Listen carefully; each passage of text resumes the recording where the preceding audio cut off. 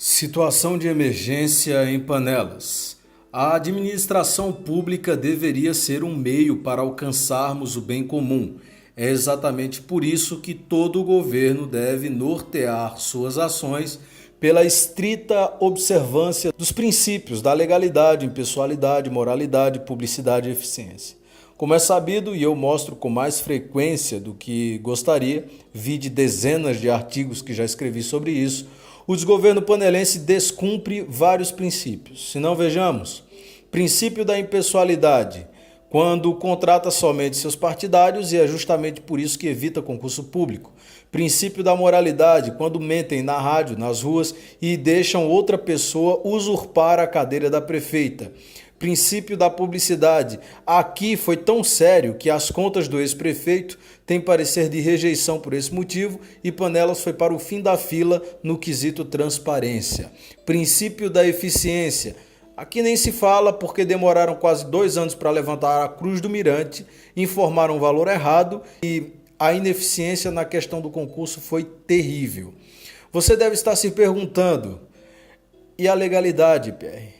Depois que Genilson Lucena, do PSB, atual presidente da Câmara, disse que era parceiro da prefeitura, em vez de fiscal, poderíamos dizer que foi um assinte ao princípio da legalidade. Deixemos a Câmara para quando eu a encarar pessoalmente e fisicamente. Vamos falar do princípio da legalidade que pode estar sendo maquiavelicamente ludibriado.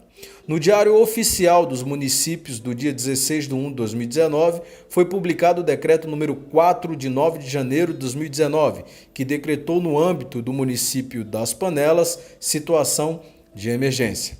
Segundo a Prefeitura, a continuidade da escassez pluviométrica no município, em especial na zona rural, causou prejuízo aos produtores rurais, afetando, por consequência, a agropecuária e o meio ambiente. A estiagem prolongada tem provocado, segundo o desgoverno da nossa cidade, danos à subsistência e à saúde da população, em decorrência dos prejuízos das atividades produtivas, principalmente a agricultura e a pecuária. Ainda segundo o nosso desgoverno, e estou abrindo aspas para ele, a principal atividade econômica da maioria da população municipal é a agricultura familiar de subsistência, encontrando-se em situação de grave vulnerabilidade em decorrência da escassez de chuvas. Em razão disso, a Prefeitura decretou no artigo 1º situação de emergência no município, por um período de 90 dias, prorrogáveis por igual período, em razão da falta de água decorrente da escassez de chuvas. Vamos por partes. Situação de emergência é caracterizada pelo reconhecimento pelo poder público de situação anormal provocada por fatores adversos, cujo desastre tenha causado danos superáveis pela comunidade afetada. Caberia aqui fazer uma distinção entre situação de emergência e calamidade pública, mas não vamos pegar pesado com profissionais de nível superior que não conseguiram responder uma prova de auxiliar de serviços gerais, não é verdade? O que é importante aqui é saber que o reconhecimento de situação de emergência tem início com a expedição do decreto do prefeito ou da prefeita municipal, ouvida a Comissão Municipal de Defesa Civil, se tiver uma, nunca ouvi falar, devendo imediatamente ser remetida à Diretoria Estadual da Defesa Civil para posterior homologação do governador do estado. Ou, segundo Joelma, no artigo 2º, abro aspas, esse decreto entra em vigor na data de sua publicação, revogando-se as disposições em contrário. Fecho aspas.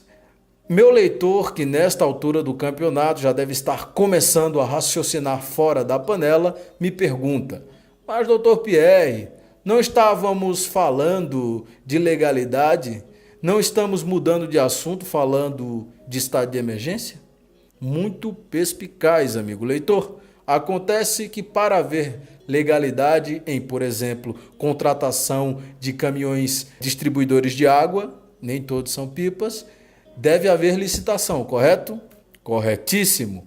Mas a jogada aqui é a seguinte: quando a prefeita de direito decreta situação de emergência, O artigo 24, inciso 4 da Lei 8666 de 93, diz que ela pode dispensar as licitações e contratar serviços, fazer compras sem concorrência.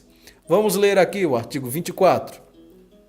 É dispensável a licitação, inciso 4, nos casos de emergência ou de calamidade pública, quando caracterizada urgência de atendimento de situações que possam ocasionar prejuízo ou comprometer a segurança de pessoas, obras, serviços, equipamentos e outros bens, públicos ou particulares.